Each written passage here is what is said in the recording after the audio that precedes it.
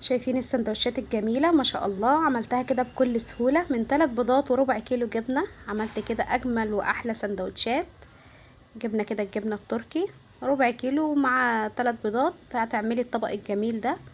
ممكن يبقى غدا، ممكن يبقى عشاء، براحتك خالص، قدميه زي ما تحبي. طبعا غيري كده في الاكل كده وبكل سهولة. يعني كان الصراحة ما كانش مكلفني كتير ولا حاجة. طبعا شوية بطاطس كده قطعتهم مكعبات وبرضو حطيت لهم كاتشب. شايفة الجمال ما شاء الله. يلا بقى نقول لكم هنعمل ايه. متنسوش اللايك، نسمي الله ونصلي على النبي عليه الصلاة والسلام. ونبدأ بقى نقول لكم كده ايه معانا. كده 3 بيضات، ومعايا زي ما قلت لكم ربع كيلو كده من الجبنة التركي. طبعا الاسكندرانية احنا بنقول عليها الجبنة التركي. في بقى بيقول عليها الجبنة الرومي، على حسب بقى.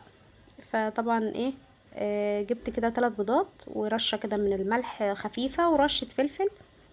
يعني ممكن يكون مثلا الفلفل نص معلقة صغيرة. وطبعا معايا كده شوية كده من الفلفل الاخضر، وشوية كده وطماطمايه قطعتها كده، كل حاجة قطعتها صغير. وشوية كده من الزيتون.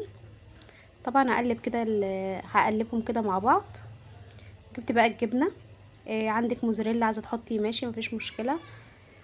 طبعا انا الجبنة كانت شرايح كده، وانا قطعتها بصراحة بالسكينة كده، قطعتها حتت صغيرة زي ما انت شايفة ما شاء الله. حابه بقى اللي انت تحطي مثلا بسطرمه، تحطي اي حاجه بتحبي تحطيها براحتك خالص. بس انا الصراحه ايه، حبيت اللي انا اعمله كده من غير حاجه، بس فعلا كان جميل جدا الصراحه. طبعا ده معايا العيش البلدي اللي هو جايباه من الفرن. معايا كده جبت رغيف منه. والعيش ده اللي انا بخبزه على المصفى. العيش ده الصراحه يعني عندك العيش ده ما تحمليش هم اكل ولا تحملي هم حاجه. الصراحه جميل جدا، يعني بينقذك في اي، يعني مثلا في اي وقت مثلا حابه تعملي احلى اكل، بتعملي احلى اكل من العيش ده. طبعا انا كان معايا كده معلقتين كبار من السمنه البلدي.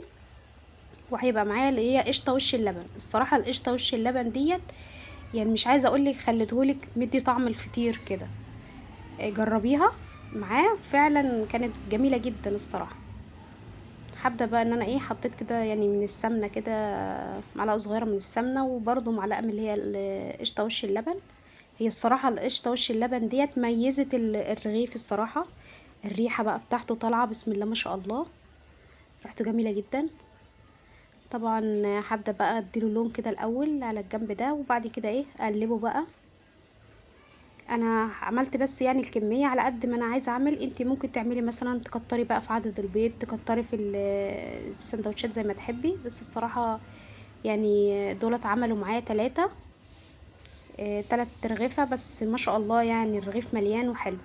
شايفه الجمال ما شاء الله.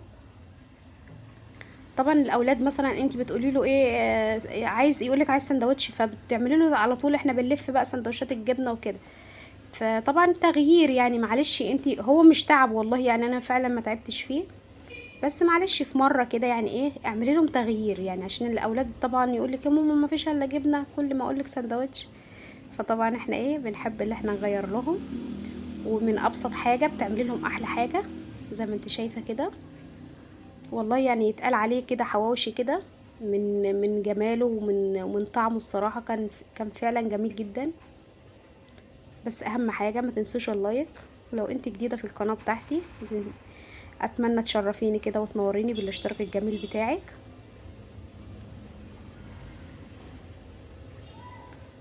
زي ما انتوا شايفين كده طبعا ايه. خلاص كده انا خلصت اول رغيف، هعمل بقى التاني. هكمل برضو هكمل نفس برضو ما عملت الاولاني. هبدأ برضو ان انا ايه افضل كده اقلب في الرغيف كده.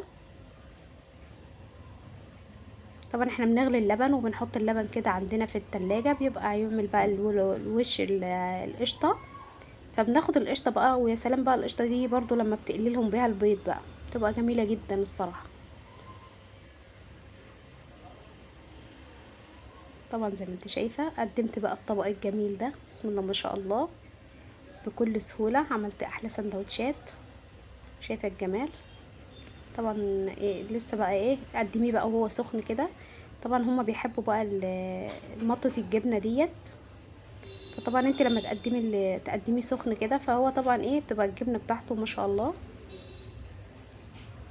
طبعا الاولاد بقى بيحبوا الحركات ديت. يا رب النهارده يكون الفيديو عجبكم، والسلام عليكم ورحمة الله وبركاته.